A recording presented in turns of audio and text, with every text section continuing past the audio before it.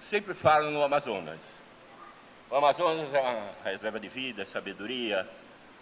Existe uma sonoridade incrível no Amazonas.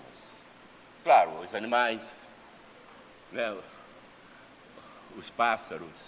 Mas eu ouvi outra coisa, que é quando chove no Amazonas. Porque é o encontro das águas, a água da chuva entre as folhagens, caindo na imensidão que é o rio Amazonas. E eu sempre procurei traduzir ou transpor os sons da natureza para o meu trabalho, com esse negócio aqui que eu chamo de percussão.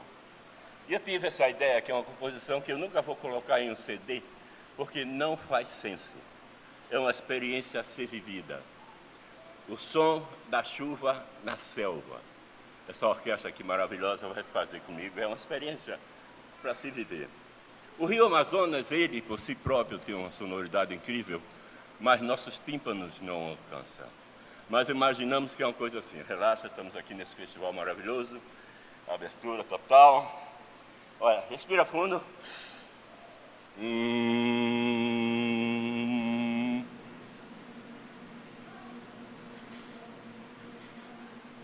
O rio não para, viu? Os homens...